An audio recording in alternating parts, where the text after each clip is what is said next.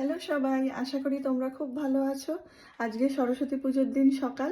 আমার বাড়িতে সরস্বতী ঠাকুর আগের বছর আমি পেতেছি, মানে একটা ছবি নিয়ে এসে বাঁধিয়েছিলাম। তাই আমি সকাল থেকেই চেষ্টা করেছি অল্প অল্প করে কিছু ভিডিও রেকর্ড করা তোমাদের জন্য, যে আমি কিভাবে কি আয়োজন করেছি আর কিভাবে ঠাকুরকে পুজো দিলাম।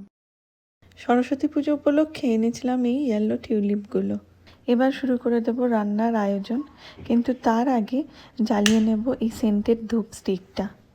প্রসাদ বা যে কোনো ভোগ রান্নার আগেই আমি এরকম একটা করে ধূপ স্টিক জ্বালিয়ে নিই।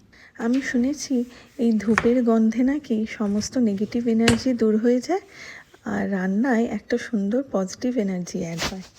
সরস্বতী পুজোয় কলকাতায় থাকা মানেই এক আলাদা অনুভূতি।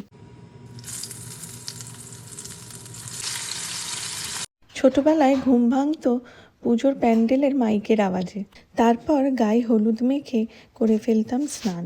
এবারও যদিও আমি একই করেছি, একটু হলুদ বেটে রেখেছিলাম, স্নান করার আগে সারা গায়ে মেখে নিয়েছি। প্রত্যেকবারের মতন এইবারও ভোগের রান্নার দায়িত্বটা আমারই, কিন্তু পুজোর দায়িত্বটা এবার কিন্তু নবর। এবার বানিয়ে নিচ্ছি বাসন্তী পোলাও।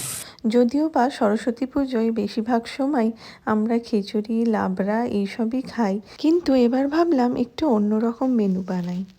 যেহেতু আজকের দিনটা বসন্ত পঞ্চমীও বলে, সেই জন্য ভাবলাম বাসন্তী পোলাওটা খুব একটা খারাপ যাবে না। এদিকে আমার পোলাও একদম রেডি হয়ে গেছে।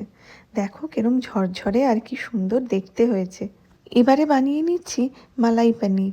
এই রেসিপিটা খুবই সিম্পল আর বানাতে খুবই সহজ।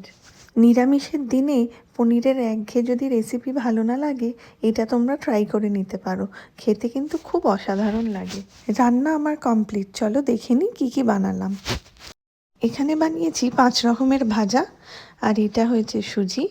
তারপরে এখানে রয়েছে মালাই পনির, আলু ফুলকপির ডালনা, আর শেষে এখানে বাসন্তী পোলাও। ঠাকুরকে ভোগ নিবেদন করা হয়ে গেছে, এবারে পুজোর পালা। সঞ্জিত পুস্তক হস্তে ভগবতী ভারতী দেবী নমস্তে সর্বাণী নৃত্য গীত। নাও, ঠাকুরের পায়ে একটু ছুঁয়ে দাও। শেষমেশ পুজো হয়ে গেল। এবারে বানিয়ে নেব কালকে আমাদের কমিউনিটির সরস্বতী পুজোর জন্য পায়েস। জীবনে এই প্রথমবার আমি 10 লিটার পায়েস একবারে বানালাম।